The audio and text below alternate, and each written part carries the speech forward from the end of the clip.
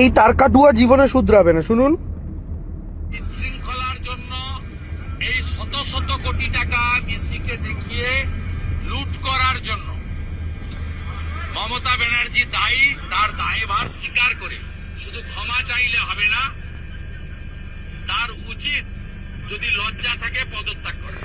এই তো আপনার লজ্জা আছে শুভেন্দু বাবু? আপনার লজ্জা আছে? লজ্জা শোন করুন তো। কোথায় কোথায় পদত্যাগ, কোথায় কোথায় পদত্যাগ। মমতা ব্যানার্জি কি হবে? মমতা ব্যানার্জি পদত্যাগ করবে, আপনি রাজভবনে রাজ্যপালকে ম্যানেজ করে গিয়ে টুক করে চারটে বসে পড়বেন।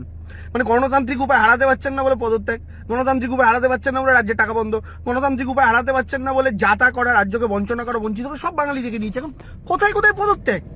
আরে দাদা, কালকে একটা বিশৃঙ্খলা ঘটেছে, কিন্তু ঘটনাটা ঘটিয়েছে প্রাইভেট কোম্পানি, সরকার আয়োজিত প্রোগ্রাম ছিল না।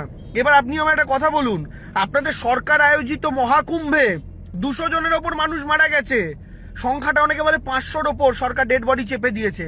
সরকার আয়োজিত প্রোগ্রাম ছিল, কুম্ভ মেলা, মাথায় বাবা যোগী, তার মাথায় বাবা মোদি। আপনি যাকে বাবা বলেন, আপনি বলেন আমি মোদির বাচ্চা, তা আপনি মোদির বাচ্চা মনে হচ্ছে আপনার বাবা মোদি। তারা প্রোগ্রাম অ্যারেঞ্জ করেছিল, কিছু হয়েছে? পদত্যাগ করেছে যোগী, পদত্যাগ করেছে মোদি, বাদ দিন। বালাসোরে ট্রেন অ্যাক্সিডেন্ট, রেলমন্ত্রী পদত্যাগ করেছে, প্রধানমন্ত্রী পদত্যাগ করেছে, কতগুলো মানুষ মারা গেল, 300-র ওপর মানুষ, বাদ দিন। দিল্লিতে বিস্ফোরণ লালকেল্লার কাছে, কতগুলো মানুষ মারা গেল, অমিত শাহ পদত্যাগ করেছে, নরেন্দ্র মোদী পদত্যাগ করেছে, বাদ দিন। পুলওয়ামা আক্রমণ, ঢুকলো জঙ্গিরা, আমার 40 জনের ওপর সেনা মারা গেল, বাসের মধ্যে বিস্ফোরণ, নরেন্দ্র মোদী পদত্যাগ করেছে, স্বরাষ্ট্রমন্ত্রী পদত্যাগ করেছে। নির্লজ্জের মতো শুধু পদত্যাগের কথা বলেন, লজ্জা করে না? কোনো কনস্ট্রাকটিভ ক্রিটিসিজম নেই। মুখ্যমন্ত্রী পদত্যাগ করলে আপনার 16 করা পূর্ণ, আপনি মুখ্যমন্ত্রী হয়ে যাবেন। ভোটে জেতার বালাই নেই, মানুষের ভোট পান না, তাই নির্লজ্জভাবে এখন বুঝতে পারছেন 50টা সিট পেতে গেলেও একদম যাতা অবস্থা হয়ে যাবে, সেই কারণে মুখ্যমন্ত্রী পদত্যাগ। আরে দাদা, প্রোগ্রামটা প্রাইভেট কোম্পানি অর্গানাইজ করেছে, সেই প্রাইভেট কোম্পানি অর্গানাইজ করেছে, তাদের তরফে অনেক ভুল ছিল। প্রথম ভুল, কেন ওখানে একটা স্টেজ করা হলো না? একটা স্টেজ করলেই যারা ঘিরে রয়েছে তাদেরকে ফিল্টার আউট করা যেত। স্টেজে লোক থাকতো, শুধু মেসি উঠতো, ক্রীড়ামন্ত্রী যিনি আছেন তিনি উঠতেন, যিনি অর্গানাইজার তিনি উঠতেন, ব্যাস, আর কেউ না। আর মেসি সিকিউরিটি থাকতো 2-3 জন, সবাই দেখতে পেত। সেকেন্ড অপশন কি করা যেত?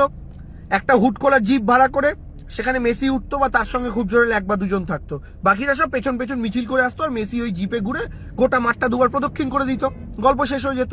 আর আমাদেরও একটু নিজেদের দিকে তাকানোর প্রশ্ন আছে। আমরা বাংলাদেশকে নিয়ে প্রায় ব্যঙ্গ করতাম যে তারা তাদের প্রধানমন্ত্রীর বাসভবন ভেঙে এই জিনিস ওই জিনিস কুড়িয়ে নিয়ে চলে এসছে। কালকে আমরাও কিন্তু সেই জিনিসেরই রিফ্লেকশন করেছি।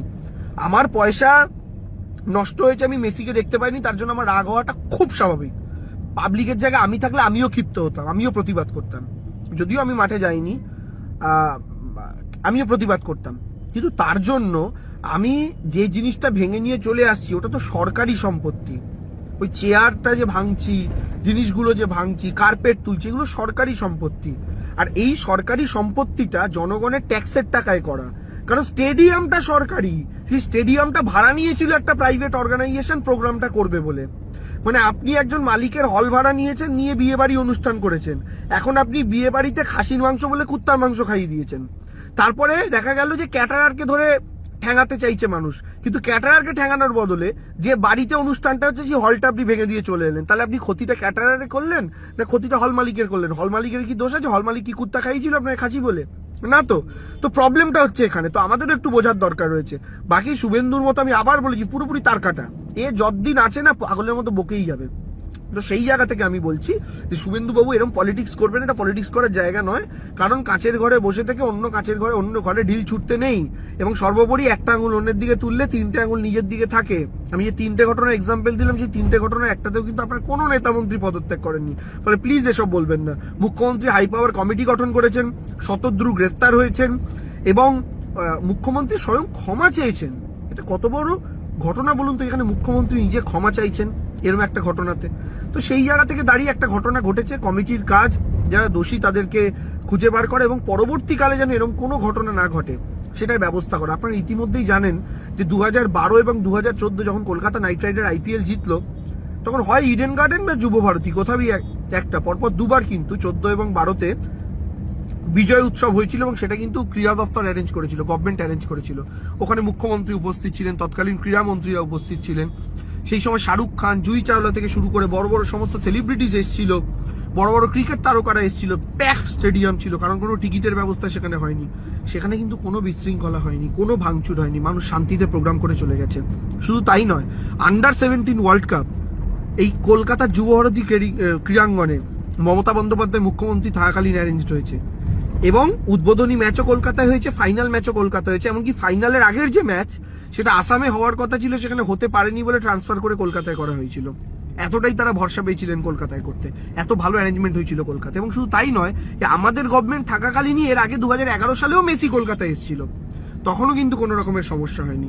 ফলে একটা ঘটনা দিয়ে গোটা সিস্টেমকে আপনারা দয়া করে দাগিয়ে দেবেন না, বিরোধীদের কাছে অনুরোধ করছি। কারণ এর আগে হাজার একটা সাকসেসফুল প্রোগ্রাম করে আন্তর্জাতিক মঞ্চে এই রাজ্য সরকারই নাম কুড়িয়েছে, কিন্তু ঘটনাচক্রে এই প্রোগ্রামটা রাজ্য সরকার আয়োজিত প্রোগ্রাম ছিল না, একটা প্রাইভেট কোম্পানি দ্বারা আয়োজিত প্রোগ্রাম ছিল।